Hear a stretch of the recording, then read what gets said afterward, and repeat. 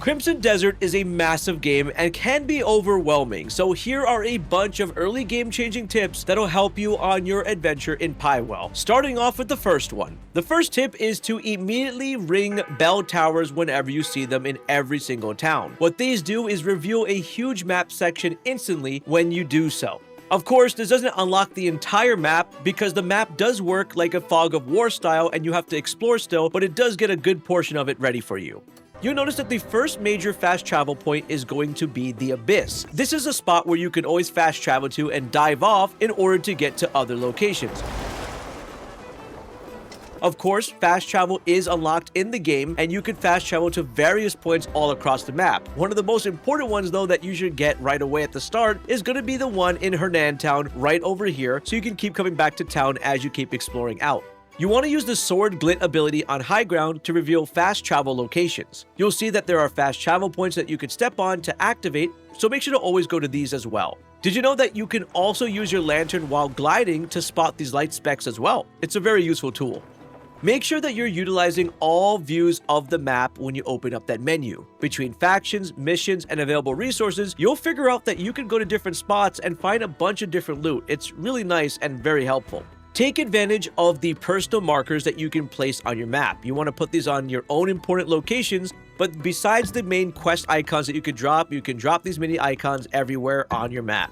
Now, while you look at your overworld map, you should always be paying attention to your mini-map on the bottom left because it'll give you important icons for scrolls, for bounties that are purple, abyssal cores that show up as purple, and other important items. So please pay attention to that mini-map. Now, one big struggle that a lot of people have is inventory space management, and by the time you may have watched this video, they may have personally patched into the game some other storage options, but here's the launch storage options and how to best manage your inventory. Whenever you get coin pouches, make sure to consume them to remove them from your inventory ASAP so you can get the coins. You'll see that there are trade items that can be sold to trade vendors. You also can get rid of junk items that you could sell to shops, but there also will be icons indicating that you should probably just sell those items in general. So make sure to get rid of all those and make it a habit to do that every time you go back to town.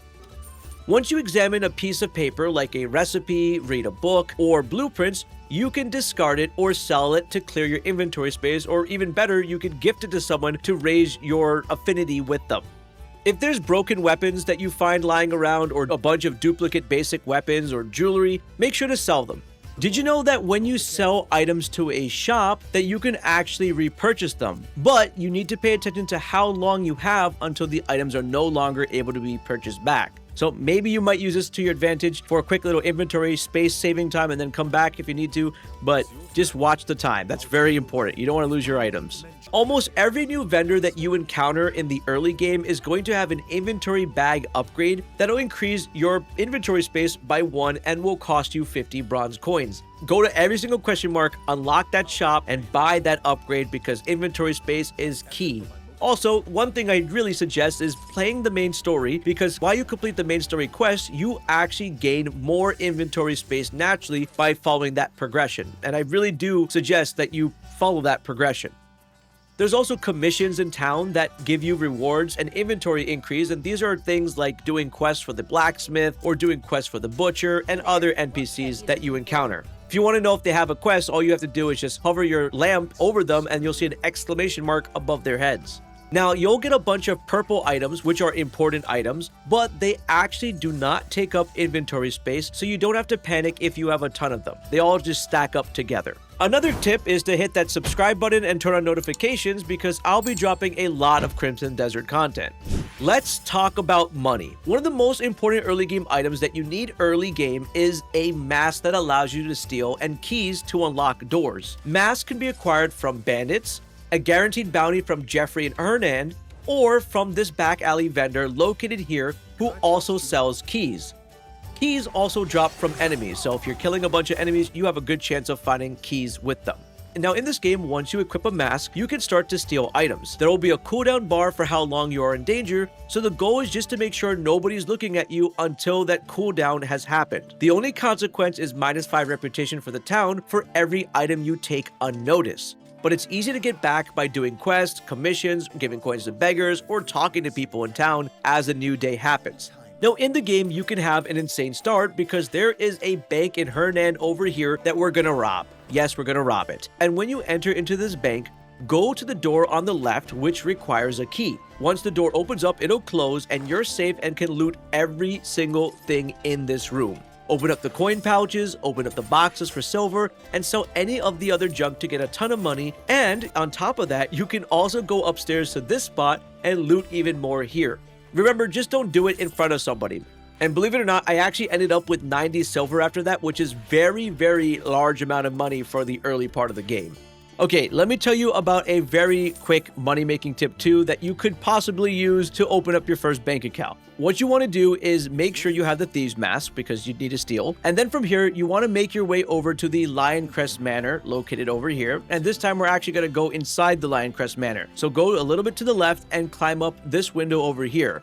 Once you enter it, go all the way downstairs to the first floor and then turn off the fireplace, drop a hard save just in case someone walks in and catches you, and then you're going to go and thieve underneath the fireplace and you'll find out that you have found a gold bar, which is pretty cool. Wait for your thief meter to go down and then leave the entire area, and then you're going to want to convert this into silver. But how you do this exactly is really important. If you go to a regular shopkeeper, they might just give you 190 silver for it, and that's not worth it at all. Instead, you want to make your way over to the bank that we robbed before and go to the teller over here, and he'll give you the option to convert that gold bar into 500 silver. You can totally do that, and you can even purchase a bank account, or you can just use that 500 silver on your own journey for now.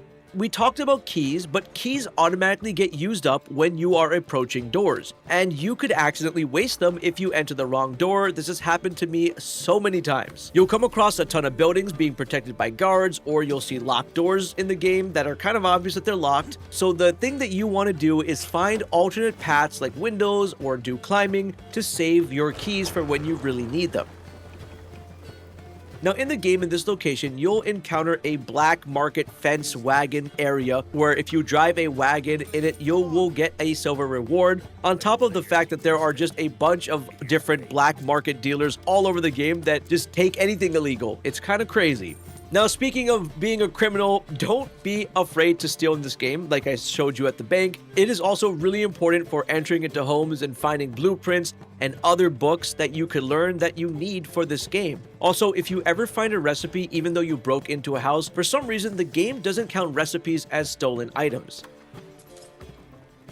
Now, if you are ever caught stealing or you accidentally hit someone, pickpocketed someone instead of talking to them because you forgot to take off your mask, which is something that you should always do when you're done stealing because you don't want to run into that situation, you can go over to this church over here in the town of Hernan and clear your entire bounty. The more you do, though, the higher you have to pay. It's the exact same bounty that you would lose if you paid to the church. So keeps you safe and you're not in trouble anymore. In town, there are reputation vendors. In Hernan, you have one here that you can get reputation points for. So the higher your reputation is in the town, the more points that you get to spend on the shop and purchase the various armor. There's a bunch of cool armor in here, and it makes you look like the soldiers that you see in the town. There's actually 2 sets here, so you can grab these armors as you level up. Also, I want to point out that doing the bounties you come across helps you get your rewards faster because it gives a massive increase on level. Now, let's talk about Abyss point skills. Abyss artifacts are basically your skill points. When you kill enemies while exploring, you're going to be filling up this bar on the left here, and as the yellow fills up, you'll get a free Abyss point. You'll also come across sealed Abyss artifacts that'll be on a little altar structure like this, and you'll notice it's a purple icon on your minimap that has its own challenge. If you complete the challenge, you will get rewarded with a skill point.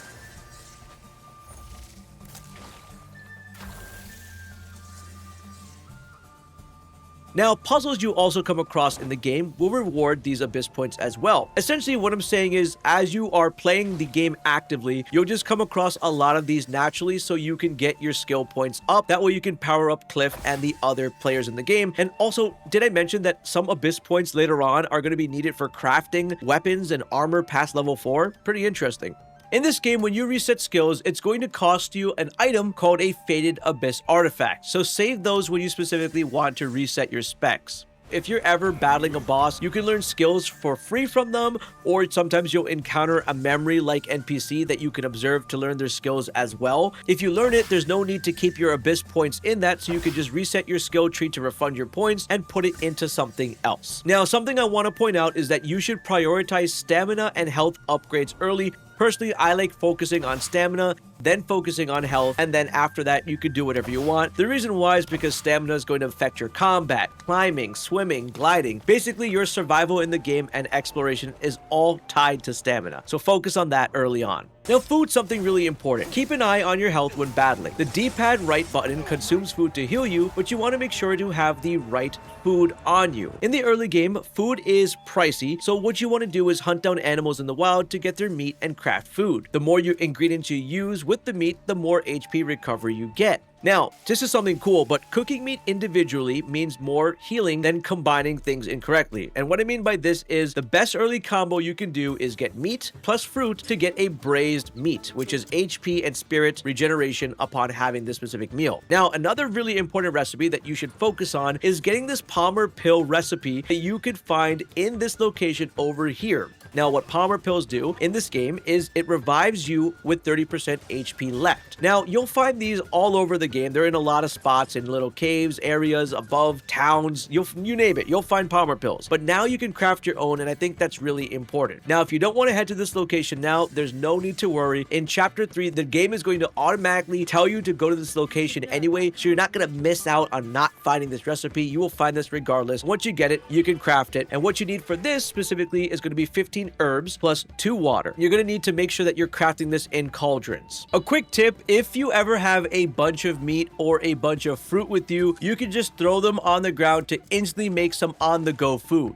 How you do this is by holding your blinding flash ability and then focusing your light on them, cooking the meat immediately and the fruit. The meat's going to help with HP and the fruit will help you with spirit. In this game, armor is going to degrade over time, and weapons are going to lose their sharpness over time. Don't worry, it's not like a Zelda game where the weapons break, they just become less effective. But what you need to do is find an anvil in your town in the early part of your game, and anvils are going to reinforce your armor. As you can see, the defense is doubling instantly, just like this when you do it. Also, if you find grindstones, these are going to be specifically for your weapon, so you'll get a larger damage boost. Just make sure to mark them on your map when you see them. There's multiple, so mark the one that's more comfortable to you or closer to a fast travel location. That way you can kind of do this before you get into a big battle, or if you felt like you've been fighting for a long time and you want to fix up your gear, definitely make it a habit to fix up your armor and weapons. Now, there is secret loot all over this game. This game is massive, so loot is everywhere, and usually what I like to do is tab over to the faction part of my map, and you'll see places like manors specifically, and you'll find very rare loot indicated by this kind of chest in the game that is glowing like this for a unique item. An example that I want to show you that you could get right away is getting this overpowered two-handed katana called the Huando. For this, all you have to do is head over to the Lioncrest Manor over here. You'll see this big door, 2 guards in front of it, but what you want to do is move all the way to the left towards this other building that's not connected to it. Then go around the side, climb up to the window, go inside, and then open up the door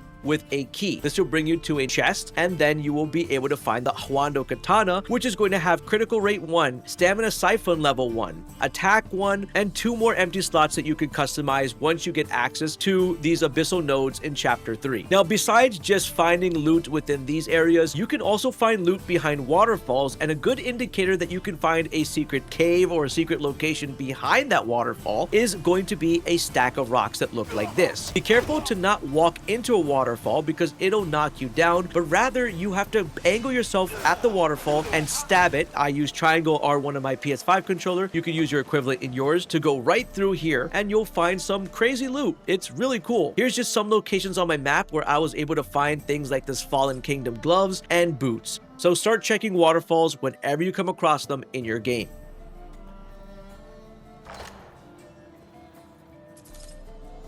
As soon as you finish the tutorial in the beginning of the game and wake up at the lake, there's a waterfall near the area located on your map right over here. What you want to do is climb up the mountain here.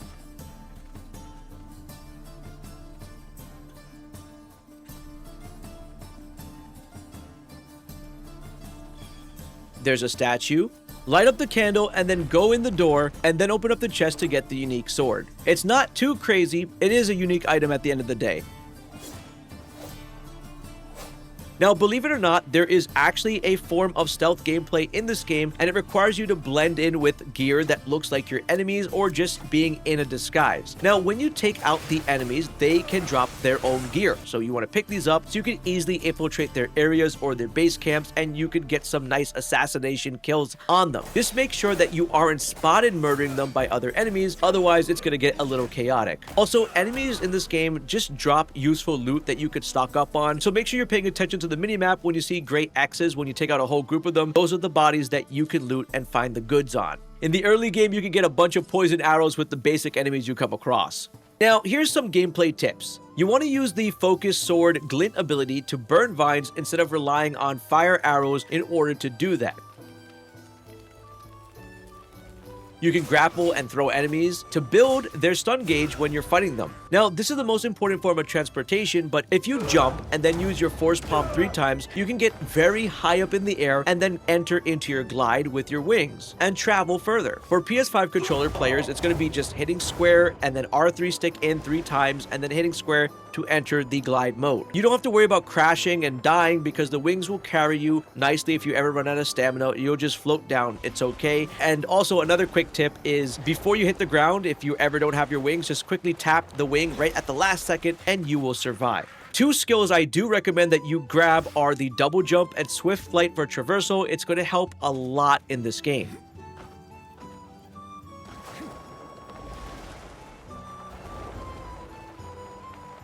In Hernan, there is a specific merchant that sells basic items that you could use for gathering. He has pickaxes, hoes, everything, things to chop trees. It got a ton of stuff. So you can grab anything you want from this shop and go gather material. Now, the blacksmith in the game upgrades your gear. So, for example, metal weapons are going to need things like iron or copper, cloaks are going to need cloth, and shields are going to need wood. So I personally recommend, if you're doing anything, get your gear to level 4 as an early game baseline, because after that, it's going to start to need higher tier items, and you don't need to go that crazy early on in the game. Just make yourself powerful enough at level 4 gear. It should do the job that you need. And I mentioned this before, but higher tier upgrades are going to start requiring abyssal artifacts, and you don't want to waste that on gear, but rather use it on your skill points early on. If you check with Rhett over here by the blacksmith area, after beating Matthias the boss fight in a duel, you'll then find access to the Kanta plate armor set located here. So check back the shop after you beat him. It's a pretty good early game armor too. So you can also dye your armor and clothing in the game, and one of the spots that you can head over to is southeast of Hernan, right over here at this question mark, which I am heading towards.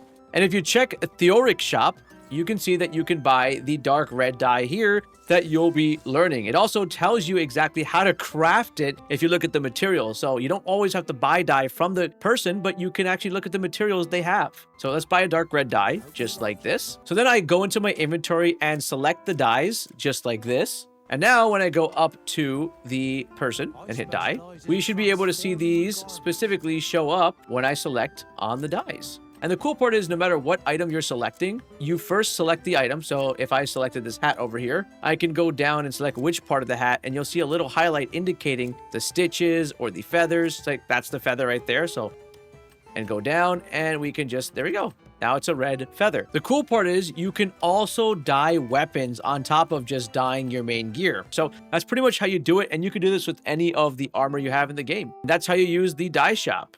Besides the horse you have, you can also tame horses within the game. All you have to do is find that horse, mount it, and then move the joystick in the opposite direction of where the horse faces you, or to make it easier, put your joystick in the same direction as the tail. Once this meter is full, you have now tamed the horse and can swap it out with your current one or send it over to the stables. For higher level horses with better stats, you might want to focus more in stamina so you can pull this off. Horses also level up as you move around with them, and if horses ever don't want to sprint, it might mean they're injured, and all you have to do is just send them back to the stable to get healed, or just use your force palm healing.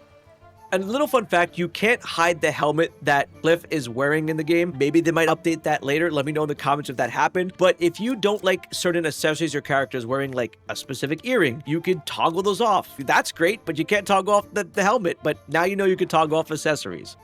A big tip, like I mentioned before, is that my personal opinion is that you should really focus on the main story all the way up to Chapter 3, because you just unlock a ton of important game features, including getting the camp in Chapter 3. And I think once you get access to that camp, exploration is going to feel a lot more useful because you're upgrading your camp, you're able to travel to towns. It's going to feel a lot better. So focus on the story. Try not to get overwhelmed. There is a lot. The more that you do choose to explore, the more overwhelmed you're going to feel. So go to a specific area, clear out what you need to within that area, and you can build upon that. Remember, you don't have to finish this game in a day. Just take your time and you'll have a very, very fun time. And hopefully the devs also put some fun patches in the game to make it even more fun. Now that you're really good at the early game, you should check out this video on your screen here. I promise it's pretty good.